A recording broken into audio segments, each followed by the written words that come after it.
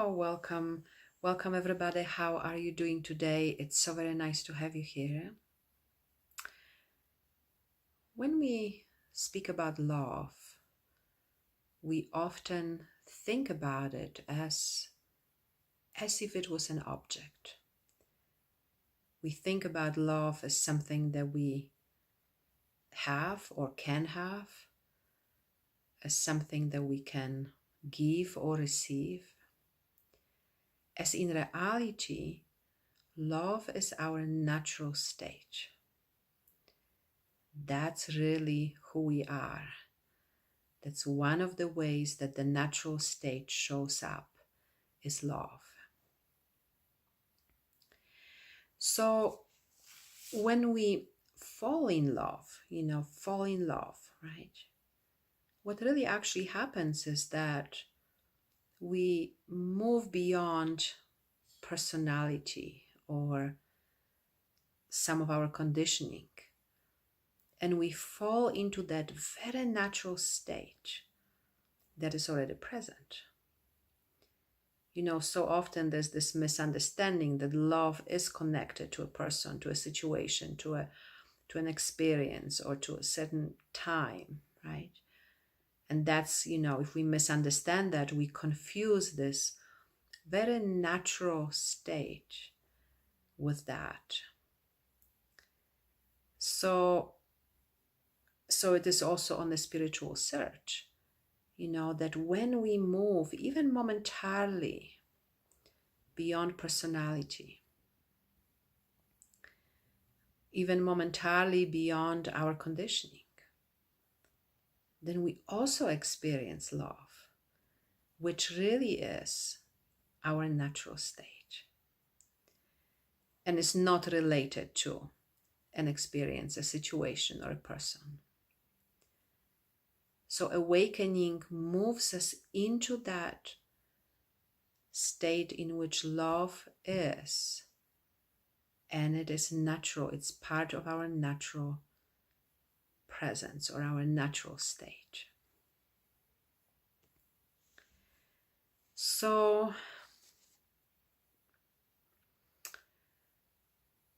when I speak about fear, when we look at fear, because often these are the two opposites, fear and love, right? Then the core of it, there are two kinds of fear. One is the survival instinct that arises here, which is natural, right? It's natural, and we also know that sometimes we get too attached or too driven by the survival instinct, right? But it's a natural thing that arises here. There's the other type of fear, which is connected to the sense of I and to the survival of this sense of I, which is really connected to our misidentifying ourselves as I. So that's really the source of fear, right? When we experience fear, it can be physiological, really some kind of threat to the existence of this body. Or it can be fear, more existential type of fear of the sense of I, that it's our identification with that, or our misidentification, or our believing that that's who we are is threatened in some way. That's why it's very powerful, to inquire into the core of fear by inquiring into the sense of I.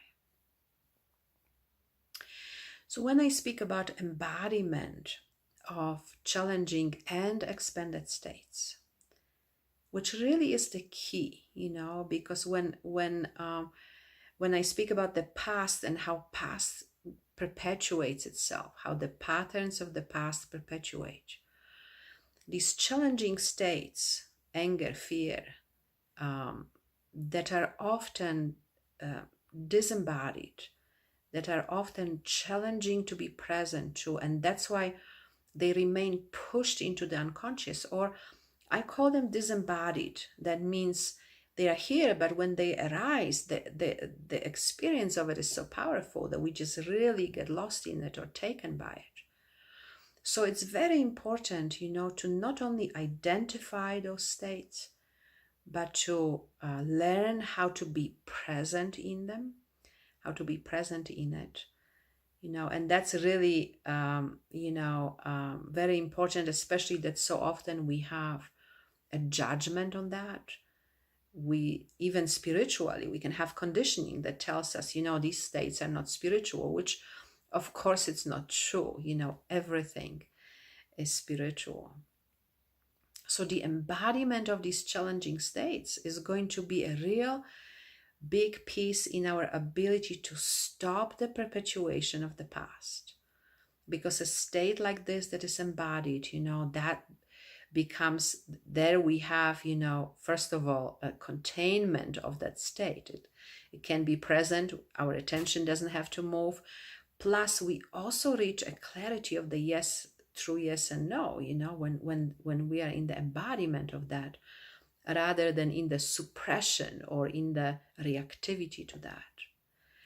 And of course, that includes expanded states like love and bliss and spaciousness, consciousness itself, presence, right?